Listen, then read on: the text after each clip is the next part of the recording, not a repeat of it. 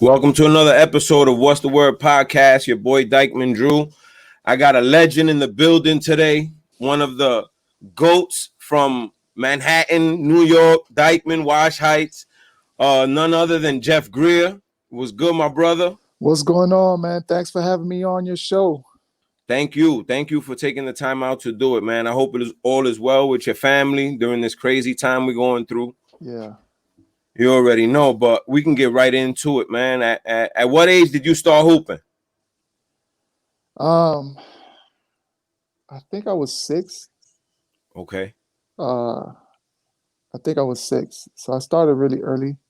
One of the things that got me started was Rick. Rick was already hooping, obviously, because he's 2 years older than me. Yes, sir. And you know, younger brothers always look up to their older brother.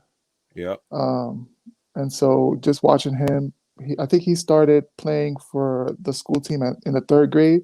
Okay. And so I spoke to the coach back then, and I was like, I want to play when I'm in the 2nd grade because I always wanted to do better than Rick, you know? Yeah.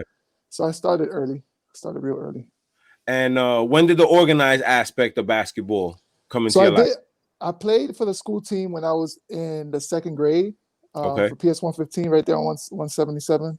Yes, sir. With Mr. Rothschild, who I'm still in contact with to this day, Nice. which is a blessing. Yeah. So yeah, third grade was when I started with the school team.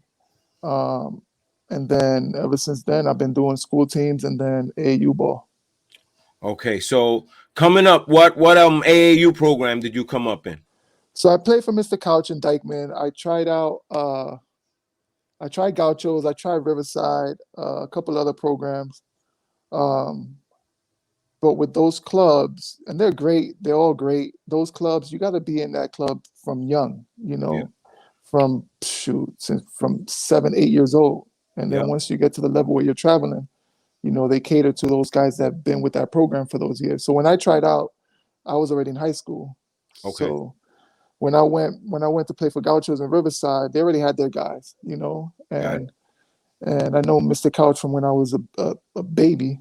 So he had his team and he was like, come play for us. And I was like, all right. So did Dykeman and played against Gauchos in Riverside. And, you know, I had that grudge and I had to, you know, show them up. So it was cool.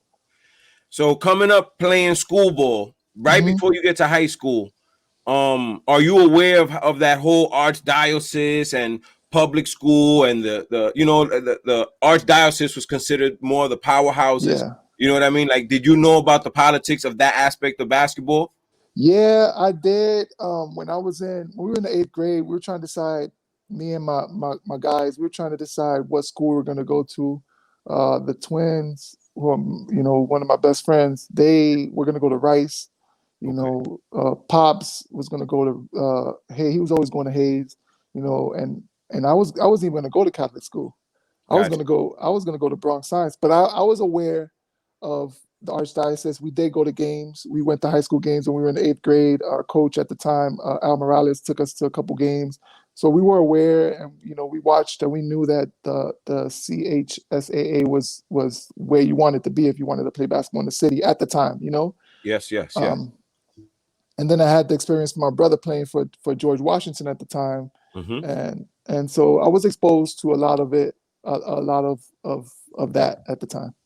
Got you. So when coming to making that decision of where you wanted to play high school basketball, you had options at this point of where you wanted to play, or was it like a no-brainer where you wanted to go? I had options. It wasn't a no-brainer.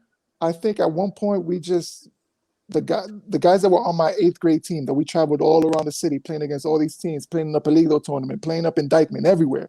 Yep. We just decided to have a sit down talk, and we were like, yo, why don't we just all go to school together? You know what I mean? And Hayes, we all went to take the placement exam for Hayes together. Rick was actually supposed to go with us, and he ended up not going. So Rick was supposed to go to Hayes as well. So yeah, we were like, let's just all continue what we were doing in the 8th grade and take it on to the high school level and see where this goes. And that's what we did. So how soon, I want to backtrack a little. Okay. How soon from when you started hooping to where you realized, like, you know, I can probably take this to the next level? Because when you in New York, you play your tournament ball when you're young, but right when high school comes along, that's when everybody's names start buzzing, and Yeah. everybody's coming into their own. So when did that come in to fruition for you coming up? So growing up, my first love, and not too many people know this, my first love is football. So I grew up as a football player, you Got know. you. But the thing is, growing up in the Heights, there's no outlets. There's no like No. height, especially back then. There's no Heights football, Yeah. Pee Wee league that you can go. No, there's none of that. So we used to go up to Van Cortlandt when I was young and try to do that, but that's a ways away. You got to get up there. Um, and then at some point, we playing sports, we play basketball, and then that when we started traveling and going all around the city, that's when it stuck. Okay.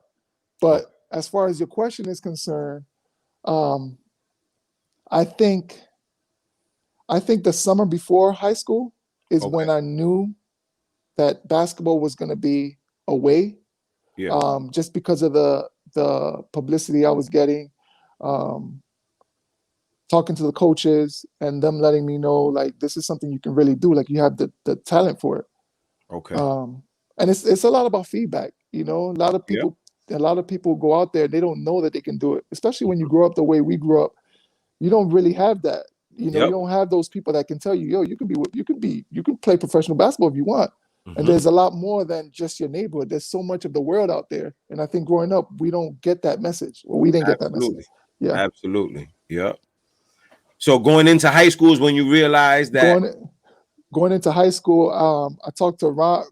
I call him Ron. Ron. He's had changed his name a couple. Ron Artest. Yeah. Yeah. And we actually were supposed to go to LaSalle together. And Hmm. I woke up that morning and I was going to take the placement exam for LaSalle. And I took the train all the way down to the village somewhere.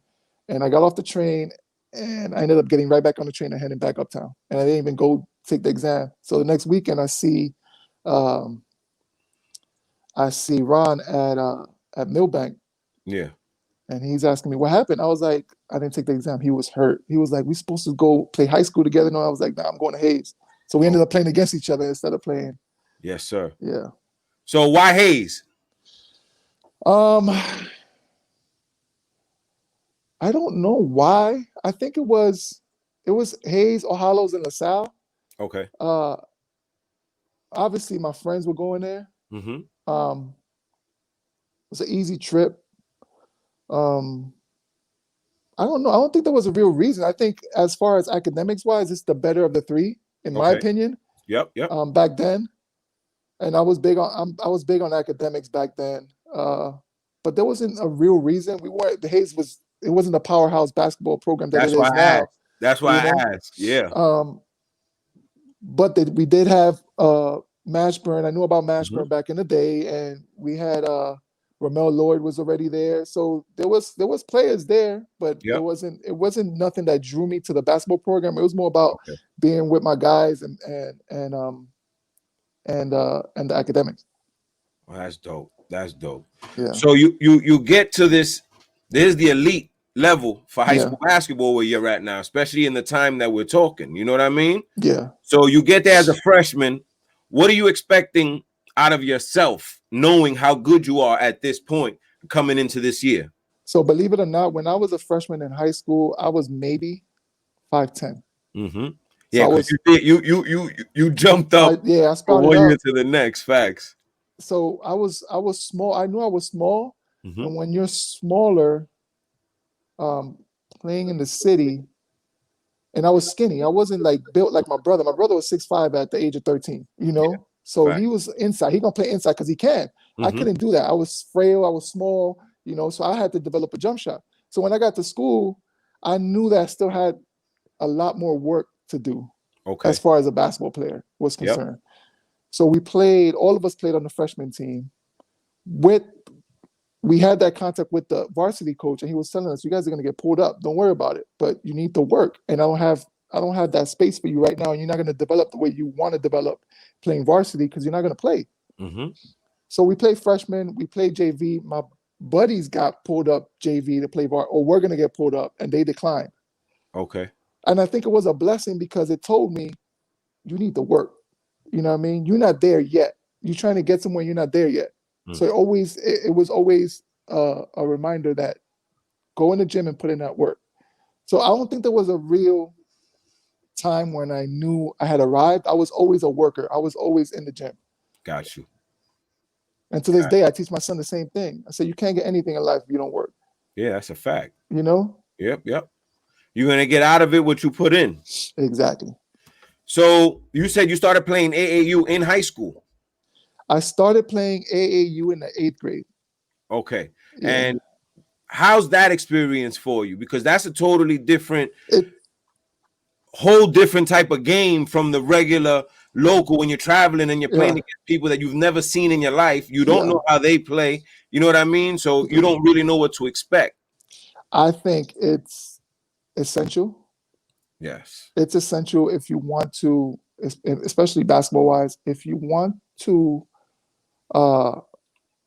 progress, if you want to make it, if you want to be at the college level or even beyond pro level, you need to be exposed to as much basketball as possible and different types of games.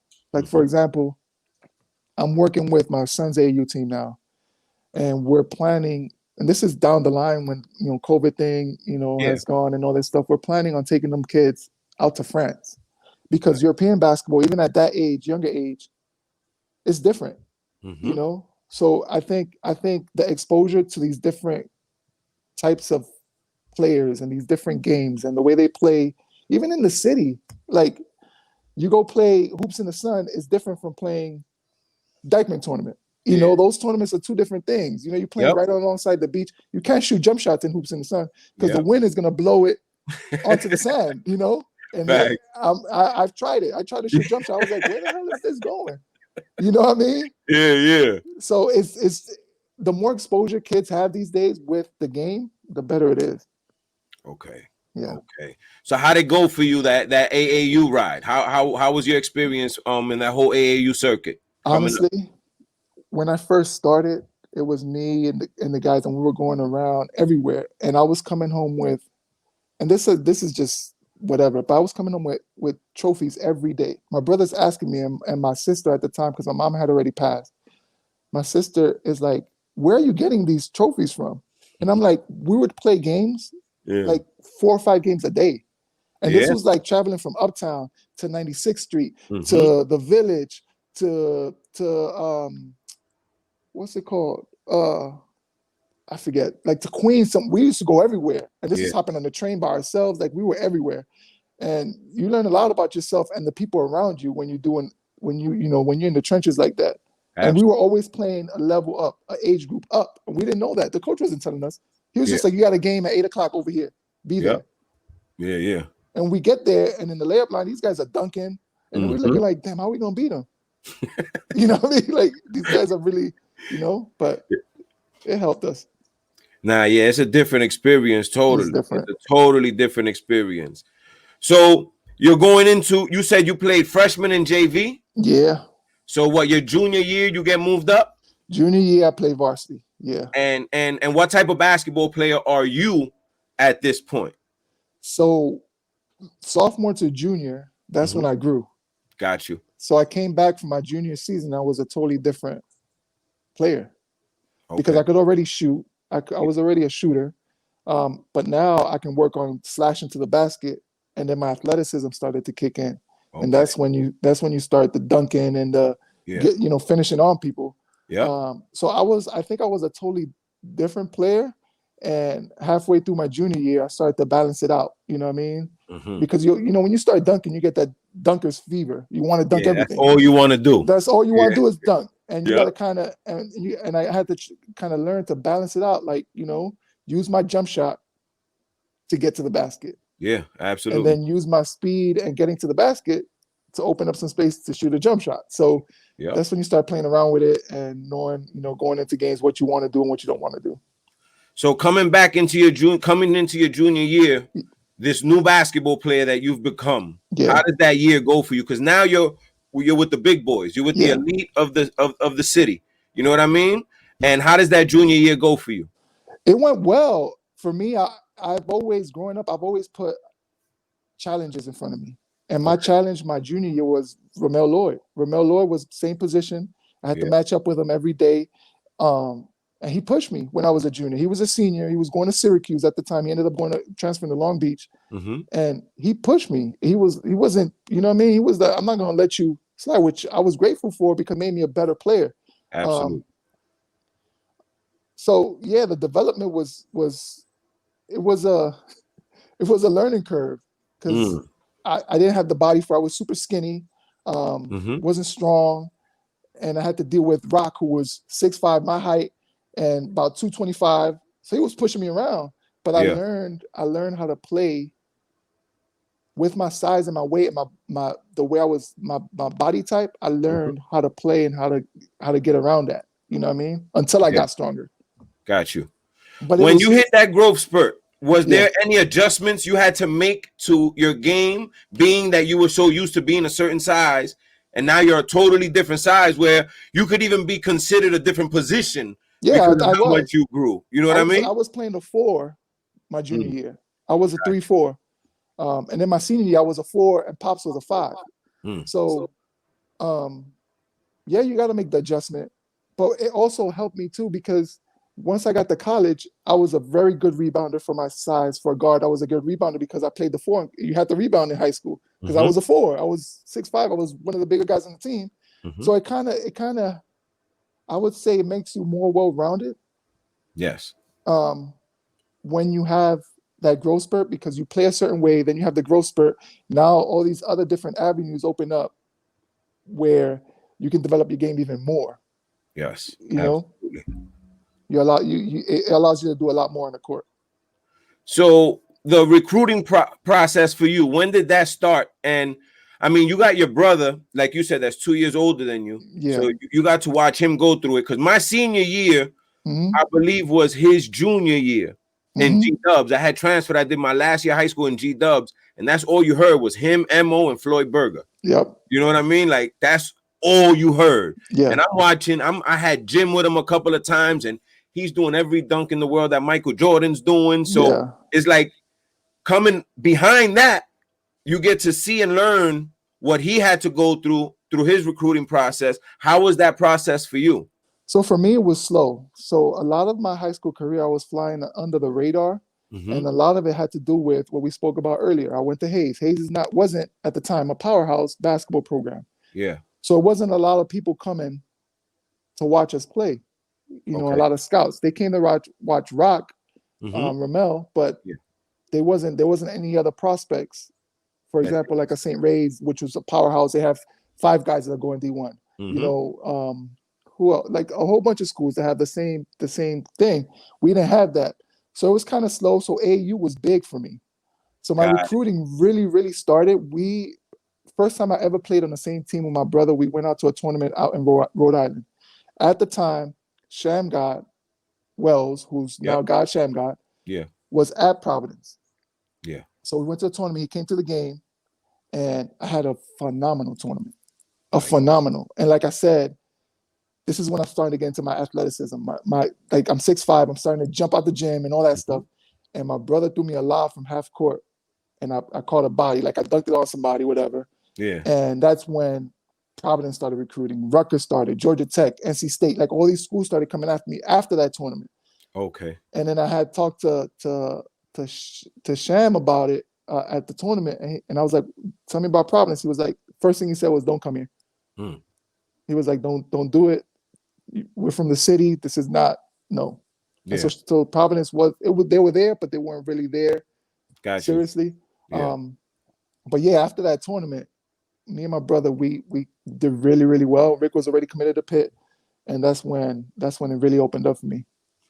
So it's safe to say AAU did more for you as far as getting to that college level than school ball. Yeah.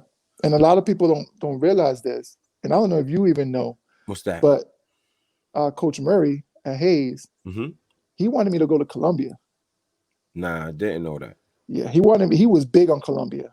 And my auntie at the time worked at Columbia. Okay. And he was like, yeah, you know, everybody from the Heights can go there, take the A train down there and go watch you play and all this other stuff. And I was like, Ivy League. I was like, nah, I'm going to Big East. You know what I mean? I was like, Yeah, Nah, but back in those days, it was about what school you went to, what conference you went to, that's a as fact. opposed to now where it doesn't matter where you go, they're gonna find Nope. you. Yeah, You know? 100%. So so yeah, like he wanted me to go there, and the reason that Mashburn and Murray didn't get along was because Murray, if a school was interested in you and they sending letters to the school, Mm-hmm. Murray would keep them, and Oh, he wouldn't tell you. I know a few people that happened to. You know, he wouldn't tell Yeah. the players about that. Mm-hmm. So I had already known that when I was Okay. in high school. So I would, after practice or like a Saturday, I would go in there and be like, Coach Murray, meet me in the office. And I would go in there and I would check the drawer. And you can go in there. I think my senior year, or even after that, we went to go visit the school and we went into his office and we found letters that were addressed to Jamal Mashburn Wow. that was still in the drawer.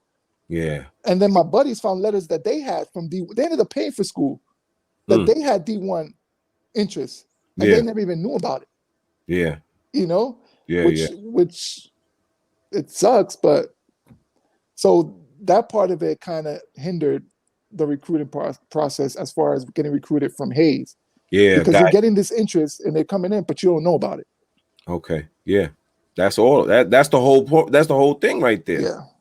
Yeah. So it's key that, because it's like you said, in that time, if the AAU circuit, the thing is that the AAU circuit puts these kids on such a national platform. Yes. Where you may be on a team where nobody knows you, but you're playing against the number one kid in the nation, and you get at him and you give him 35, and you lock him up a couple of plays, and you have a better game than him. That puts you with schools in California, Texas, Florida. You know what I mean? So I get it. We got a kid right now on Aiden's AAU team, my son's AAU team. He's 15, 6'7", 6'8". And he had a tournament about a month ago out in Arizona, the top 100 elite tournament. And he ended up dunking on the number one high school player in the country.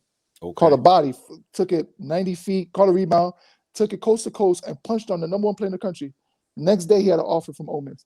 That's what I'm saying. You know what I mean? So exactly. It'll put you on the map. Yeah. And it's crazy because the day before he had that game, I was talking to the coach. And I was like, you know, what's Osiris going to do? And he was like, you know, he's focusing on defense. And he caught that body. The coach sent me the video the next day. He was like, look what happened last night. We were just talking about that. And he caught a body on the number one player and put him on that national map, like you just said. Yeah, exactly. That stage is crazy. Yeah.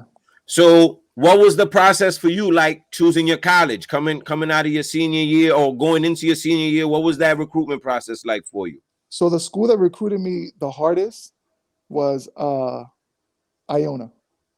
Okay. Right up there in New Rochelle, right? Yes, sir. Tariq Kirksey. I don't know. You remember Tariq? Yes, sir. Tariq Kirksey, I know him for years, right? Tariq was at Iona. Oh, he was going to Iona. Maybe he was there already. I don't know. But I was dead set on Iona was my school. Okay. The coach was phenomenal at the time. And that was my number one pick, right? The coach ended up taking a job at Providence. The head coach. Yeah. This is crazy because he took the job at Providence. Rick is calling me and he's asking me, you sure you want to do Iona? You sure? And he's telling me, go visit Rutgers. Okay. He's like, Rutgers, I think Rutgers will be a good fit. Go visit Rutgers. And they were on me. Rob Lanier recruited me to Rutgers. He's at, I think, Georgia State now. And he used to be at Tennessee for years. Great coach. He recruited me to go to Rutgers. And I signed. My brother, the night that I was at Rutgers on my recruiting visit, my brother calls me. And he's like, listen, I want to play 4 years of college basketball against you in the same conference. Right after that phone call, I called Rob Lanier and I told him I want to commit to Rutgers. That's fine. But meanwhile, Iona was on me. Iona, man, listen. Yeah. I went up there a billion times. Like, Iona's right there. So, yeah. So I went up there and I was big on Iona. Big on the MAC. I was like, man, this is gonna be great. Yeah. But then when my brother was like, I want to play against you in the Big East, I was like, all right, let's do it. You know, he put that challenge, like I said, he put that challenge in front of me. Yeah. I was like, let's do it. Let's go. 4 years of playing against you. Let's rock. That's fine. And then right after that phone call, I called Coach Lanier and I was like, Coach Lanier, I'm committing to Rutgers. I'm ready to sign. I thought y'all was gonna get together in college. We honestly, the coach after my freshman year, me and Yeah. Rick were both on the all freshman team with Khalid and Ron Artest Yep. and a kid from Notre Dame. I forget his name. After that year, there was interest. They wanted me to transfer over to Pitt. Mm-hmm. Coach Lanier was all for it because he wasn't going to stay. He had some issues with the Got it. head coach, and he Yeah. was like, "Listen." But the thing is, back then, transferring in conference, in only in the Big East, you had to sit out 2 years, not 2? one. Yeah, 2 years back then.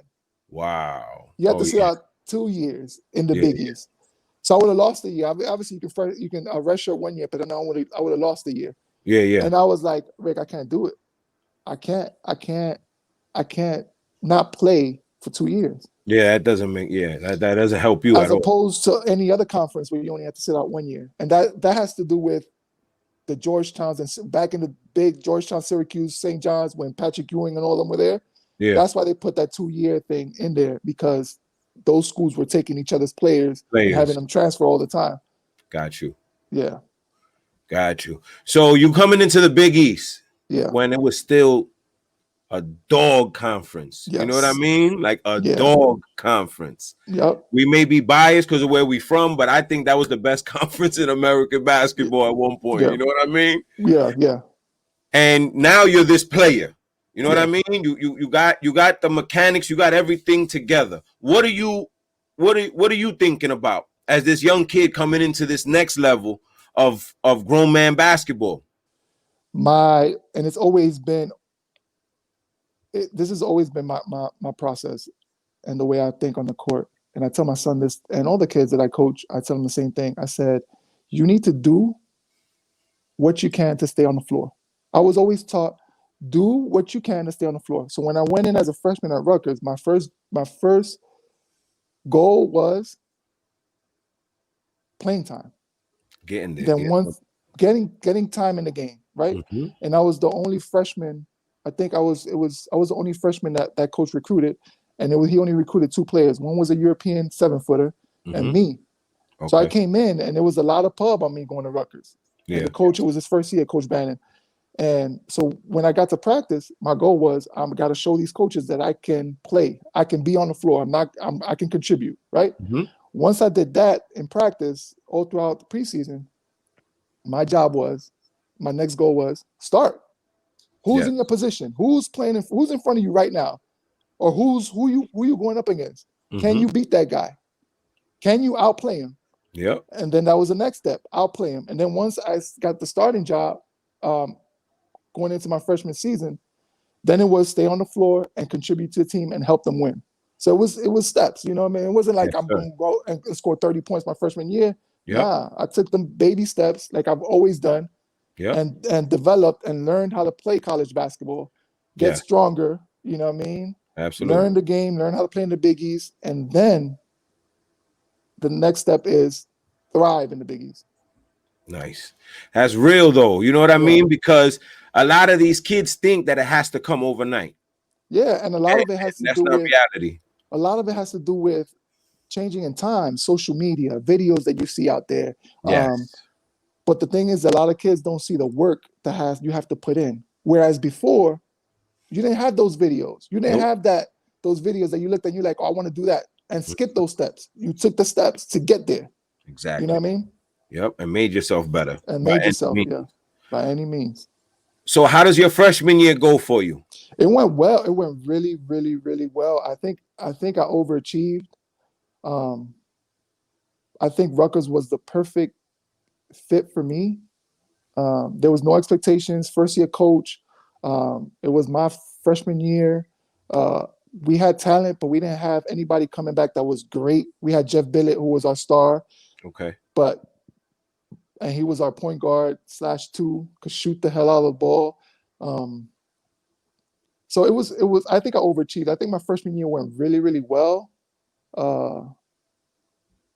Could I have done better? Yeah. I think I was still learning. I was so timid and quiet and just about work. Yeah. But if I would have been more outgoing, I think I would have done better. Got you. Yeah. Got you. So when do you and Rick finally get to face off? We play twice every year. I forget what. I think it was right around Christmas time, and I think our first game was at the Rack, and I was so hyped. Everybody from the Heights went up there, and Yeah. they got the tambora and the drums and everything going, and the flags and Mm-hmm. everything, right? And you can hear it, right? And they're chanting, Ricky, Cholo, Ricky. To this day, I talk to people that still work at the school, and they were like, I would never forget that. That's like going to be in the memories of everybody that attended those games. Yeah. But I was so hyped. I think I had one of my best games of the year, Mm. like 22 points, played defense on Rick, blocked him a couple times, like Yeah. dunked it backwards, like at the end of the game. Like it was amazing game, right? Yeah.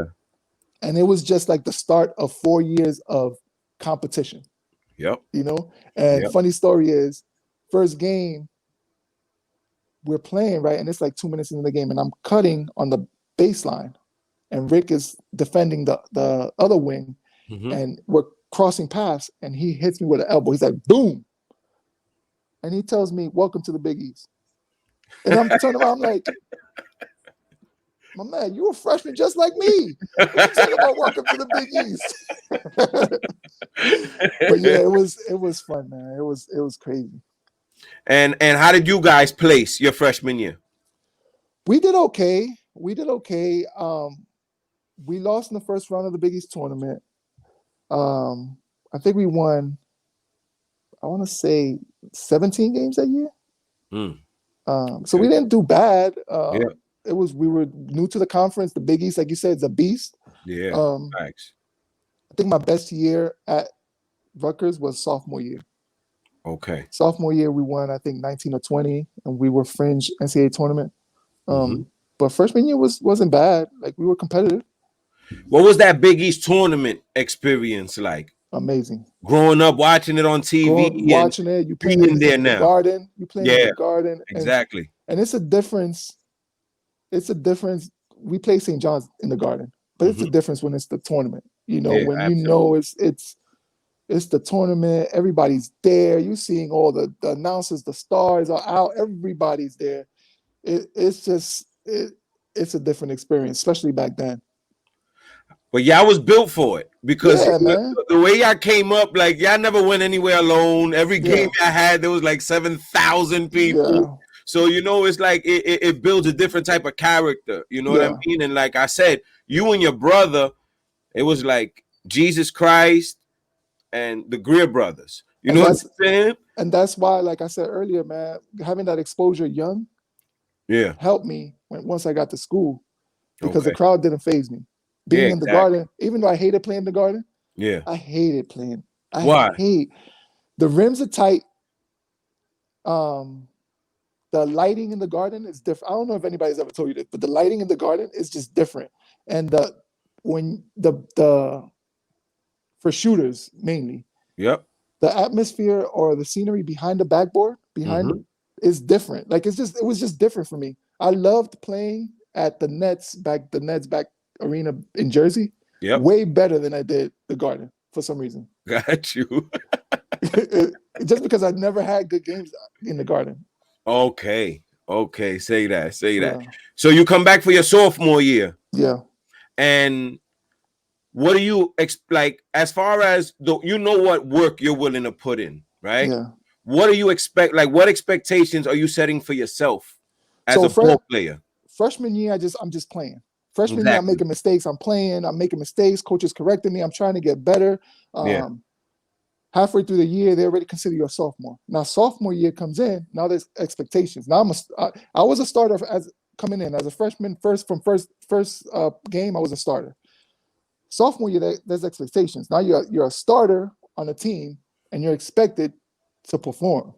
Whereas a freshman, whatever we get from this freshman, they were like, it's great. Yeah. Sophomore, it's like, we need you. We need these things from you for us to be good.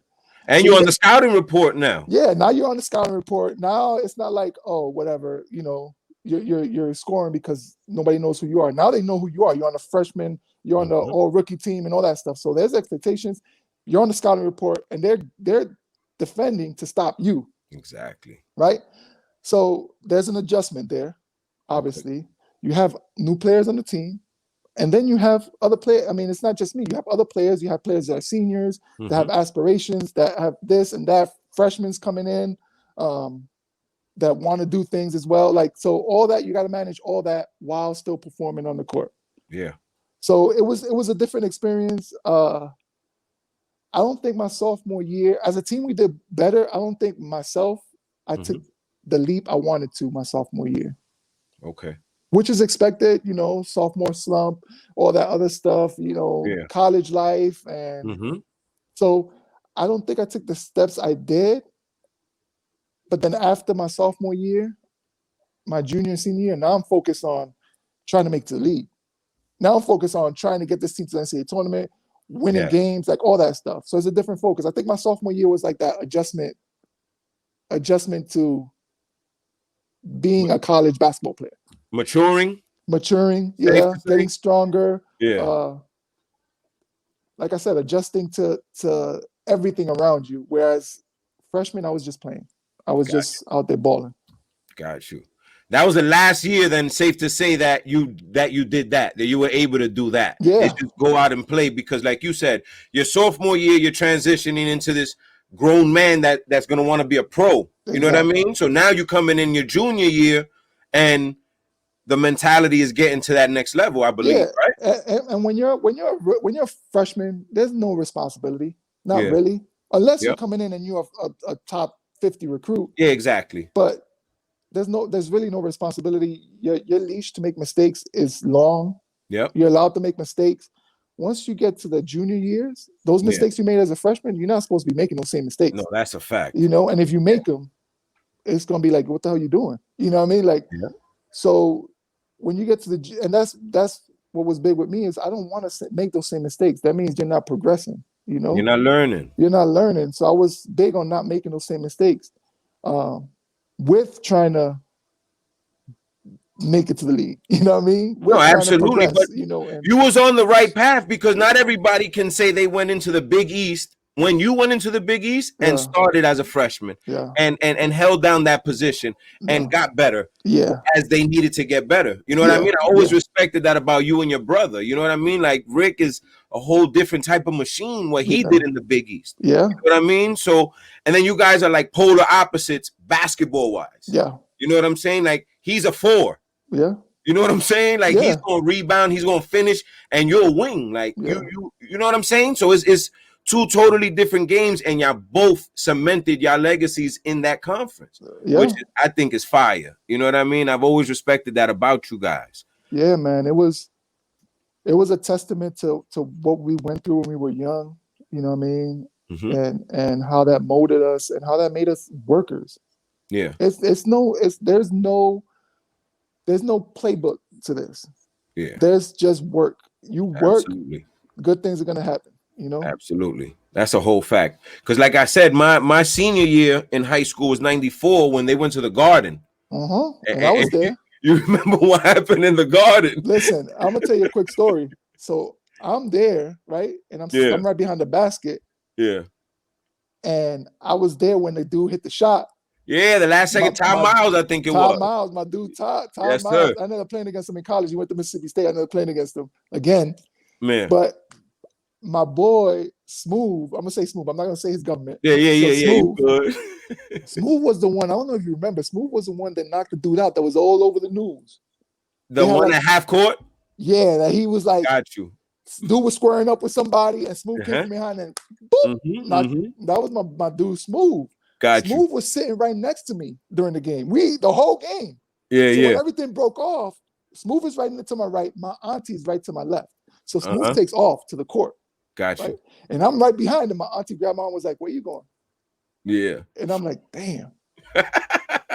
So we get to the block after that, and then we watching the news, and I'm calling Smooth like, "Yo, you need to do something. Like, you all over the news, my man." Like, that's a fact. Next day he came out, cut his hair, like crazy. But he was a hood star after that. You know what I mean? But it was crazy, man. That was legendary. So when does the pro start to kick into you? That junior year, like, okay, now I got to prove that I can be a professional basketball player. Let me get these dudes in the tournament.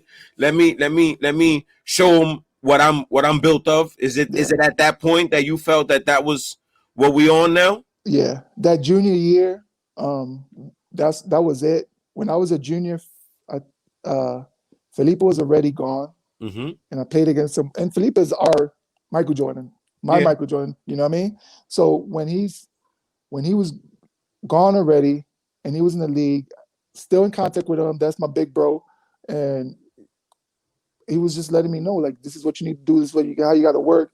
And for me, the crazy part about it, and I'm not making excuses about making the league, but back in those days was where there was a transition. There was a time where if you wasn't a junior or senior, they wasn't taking you into the NBA. Facts. You know what I mean? Yes, and right sir. around that time was when they were transitioning to, we're going to take these kids younger and develop them in the NBA, as opposed to having them go and spend 4 years of college and have all those years that we don't utilize them or develop them. Yeah. You know what I mean? So it was kind of like in between that time, because Rick definitely could have gone to the league after sophomore year or his freshman year. Yep. But we ended up staying because it was taboo. It was like, what, you trying to leave after your freshman year? Yeah, yeah. You have to be like Kevin Garnett, like, coming out of high school, or a super duper star to be a freshman going into the NBA. You know what I mean? So it was that transitional period. So you kind of got caught. Rick was thinking about going to the league after his junior year, but he came back and all this other stuff. So it was the same for me. I was like, damn, what can I do? Like, I need to be averaging 15 points in the Big East in order to be considered. That was my objective. 15 points, 6 rebounds, 5 assists. If I can do that, then I'm on everybody's radar. You got a shot. I got a shot, especially in the Big East back then. Yes. But then once I got to my senior year, it was just like, oh, we're going to take these, we want to take all these kids younger. And it's kind of, you got to kind of got lost in it. You know what I mean? Yep. So coming out, did you know about overseas basketball? Did you know what it was? I did. I knew of it. I didn't know much about it. I wasn't exposed to overseas basketball that much. My objective was NBA. Okay. NBA. When I got done my senior year, I was gonna go to grad school because I was lost. I didn't get any looks from the NBA, not real looks at the time. I got looks after the fact. After I played a couple years in Europe, that's when I got looks from the NBA. Gotcha. But I didn't get any looks coming out of school. My coach was getting fired. Okay. None of the assistant coaches was trying to help me out, get me into Portsmouth and all those senior events. And I was bummed. I was at home depressed, like, what am I going to do? I should go to grad school and all this other stuff. And then I got a call from Pedro Pablo. Shout out to him. He was like, you want to go to France? I was like, to play? He was like, yeah, this guy got hurt. The team's in first place. They need a replacement. This is the amount of money. It was nothing. It was nothing, right?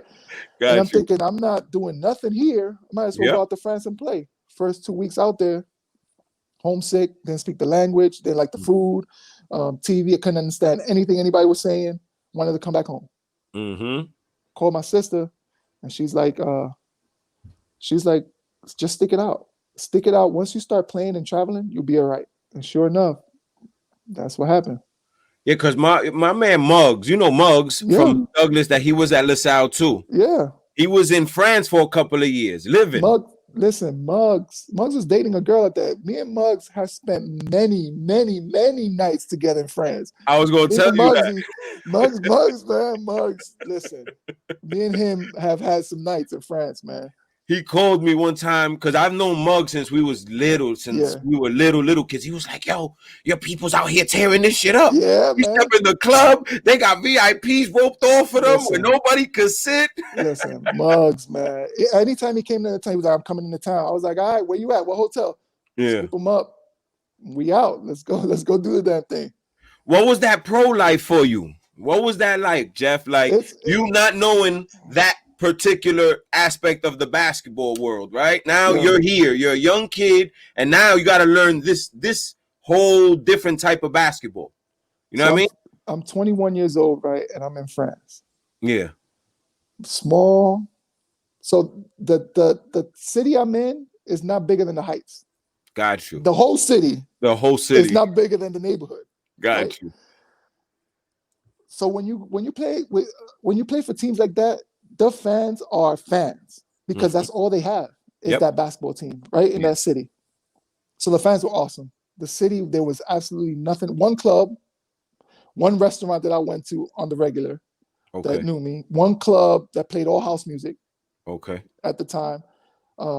So it was a lot about having my peoples come and visit, my friends come and visit, you know what I mean? Taking trips when I could, when I had time off. I was always out going somewhere. Okay. But it was an adjustment. Not a lot of people can do it, man. A lot of people get homesick. The culture, the culture shock is real. Yep. So it's tough, man. Language, like you got to learn how to, speak it.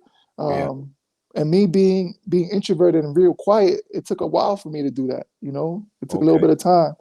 But once I got past that and started playing, it was only 2 Americans per team at the time. Where now a lot of teams in France have 4 or 5 Americans. Yeah.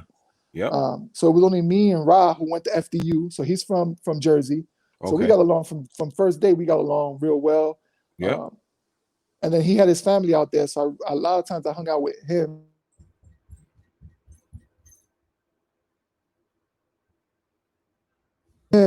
But it was a real adjustment that freshman year. So I focused on basketball. And I did really well. I think I averaged my first year in Europe, I averaged a little less than 20 points a game. So I was putting in work on the court. Yeah. And then no extracurriculars, no social life. It was just nothing really. Maybe go out, have a drink or two. But besides that, I was at home. I was at home all the time or in the gym. And that's what gets a lot of people, man. Yeah, man. Especially that young, coming from where you come from, where your neighbors, and there's always people. Yeah, like, there's always always accessible. You can always see somebody or holler at somebody. Now, listen, I'm a world away. I'm gonna tell you a quick story. So I used to have my nights, right? So let's say we played on Saturday, right? Sunday nights, we were in first place by like 10 games. So we were not losing first place. And at that time, the first place team went up to the first division. They didn't have to play a championship. They have to play playoffs. They would just pushed them up. Move you up. Okay. So they moved us up. So 10 games ahead. There's like, I don't know how many games left, but we had no chance of not being first place. So we would play Saturday. We would have Sunday, Monday, Tuesday off. So guess where I was? I was in Paris. I was in Paris. I was taking the train down to Paris, meeting everybody, because it's 2 Americans per team, 15, let's say 25 teams in France. That's 50 guys. Yep. You take away the guys that are married, you take away the guys that don't like to hang out. So maybe about 20 of us are meeting up in Paris every weekend and partying. So that was a different experience. Paris is like New York, like nightlife, right? Yeah. Hip hop, everything, right? So that was a different experience. But if I wasn't doing that, I was at home watching DVDs. I would fill my refrigerator up with food and drinks. Scarface, turn off all the lights, watch Scarface about 1,000 times. You know what I mean? Like that was my entertainment. Got you. But yeah, man, it's an adjustment, man. It was a lot different back then. Back then there was maybe one English TV show on Friday nights a week. Everything else was in French on TV. Sheesh. Whereas now it's not the same. Now they got, Yeah. It's more modern. It's more modern, But your game was like built for that. Because in Europe, if you can't shoot, you're not getting no money. Yeah. You gotta be able to shoot, and you gotta be fundamentally sound. And I think that's what I was. That's a fact. That's what I was going into. I've always played that way. Make the right plays, make the right pass. Yeah. My agent at the time told me, he was like, Jeff, I know you like to make the right plays, but there's only 2 Americans and they lean on Americans in Europe at the time. He said, you got to score. Okay. That's all he had to tell me. He said, you got to score. And I was like, what? All right. So I was out there shooting everything. Everything that touched my hand, I was putting it up. Nice. And if I wasn't putting it up, I was passing it to the other American on the team who played the 4-5. Got it. Yeah. What was the most you scored as a pro overseas? The most I had was, I think I scored 33 I couldn't get past 33. I think I did 33 about 4 times. Okay. But that's the most I've ever scored overseas. Yeah. And what was it like playing with your brother as a pro? So like I said, we had that experience AAU. Yeah. And then once I was gonna go on a cruise. So I went to go visit him in Orlando when he was down there. And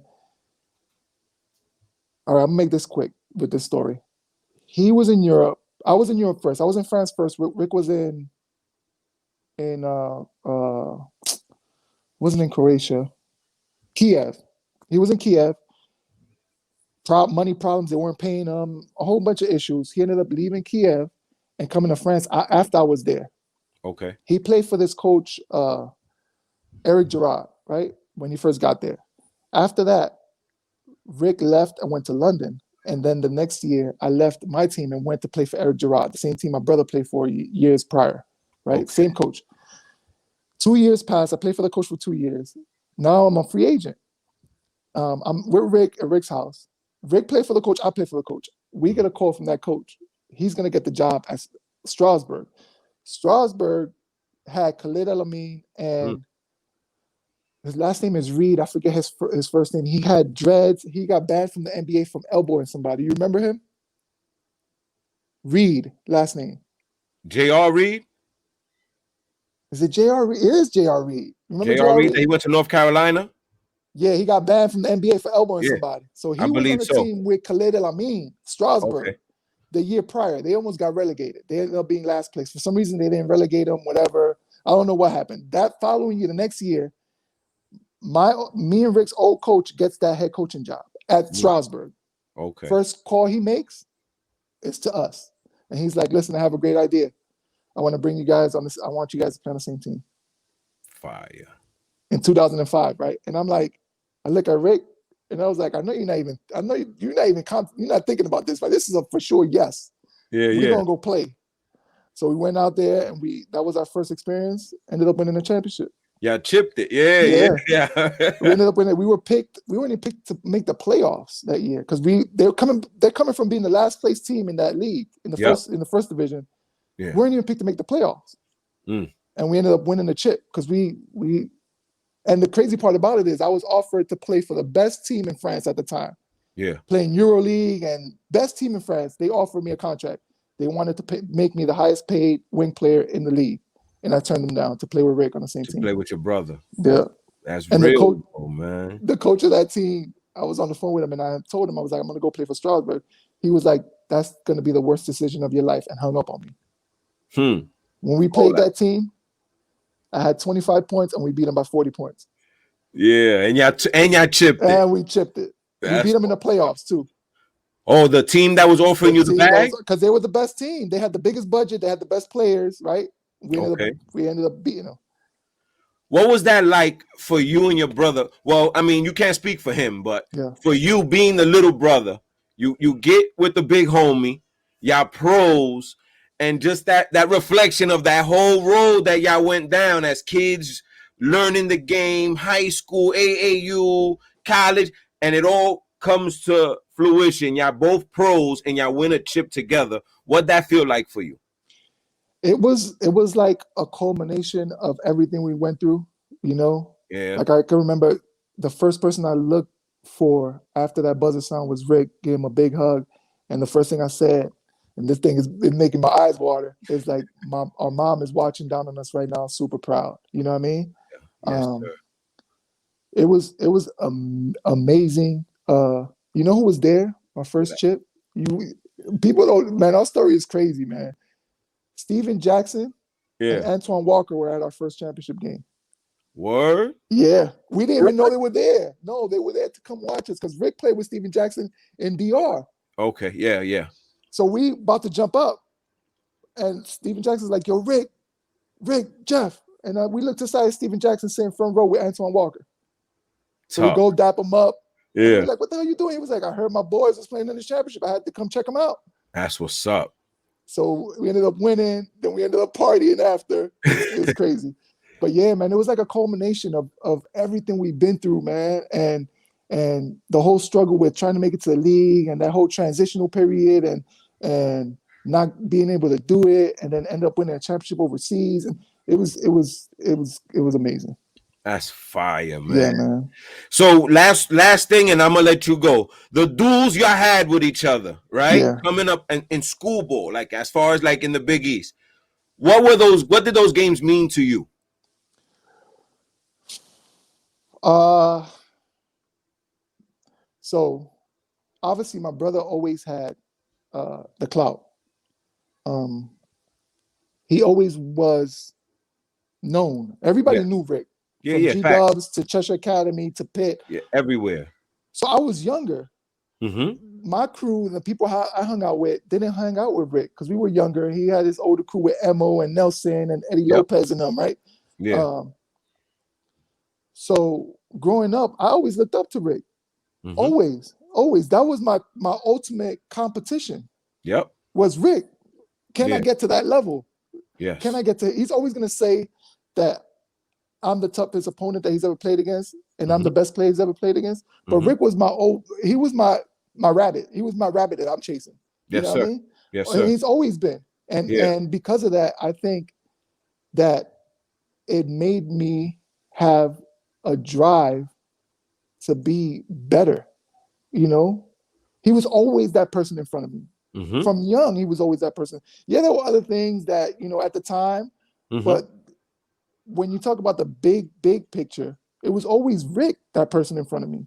Yes, sir. And so I was always playing to be seen as his equal, and not only by him, but by everybody around. No, but yeah, I was about to say by the world, bro. By the Where we world, come like, from. you know what I mean? Yeah. Because Yep. me and Rick can play one. We hardly ever play one-on-one growing up. Yeah. You know what I mean? We hardly ever did that. We hardly ever competed one-on-one. It was always, if we played against each other, it was always team stuff.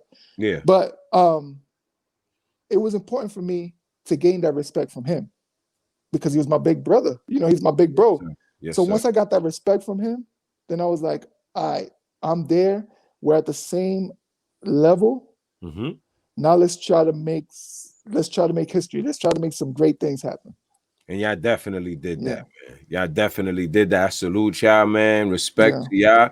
Y'all really did that. You know what I mean? It, man. And y'all did it in, like I said, in your own ways. Yeah. And you know what I mean? And it's crazy because Rick now, basketball it's amazing, man. And if you don't play sports, you don't really understand how powerful it is. And Rick called me the day that Obi Toppin got drafted.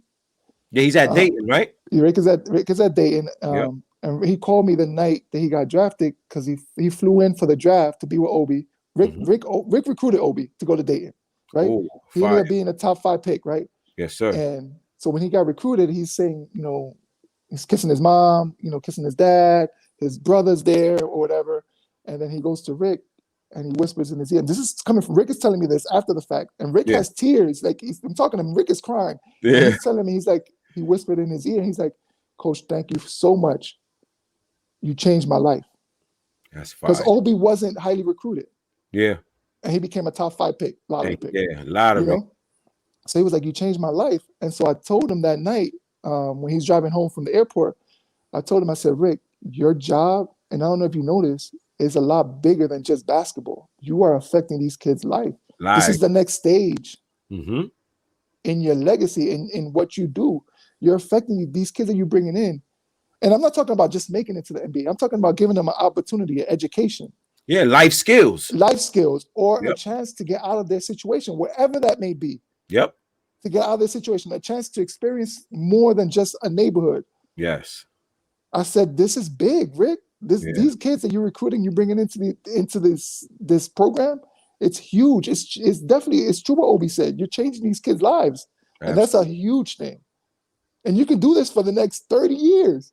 Easy. You know what I mean? Easy. Yep. Yeah. No, that's a fact. It's huge, man. I'm so proud of him and how he's progressed in his coaching career. It's amazing.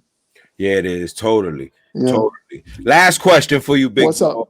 What is life like for Jeff Greer in 2021? So today's a big day. Obviously, we got a new president that's in office. Yes, sir. I'm putting positive energy out there. I have big plans for this year. I know the easiest transition for a basketball player is coaching, obviously. Yeah. I know I want to coach. I want to affect young kids. I want to give them a foundation so that they can progress. So I want to start an AU program. My U program is going to be a little bit different, just because of the context that I have.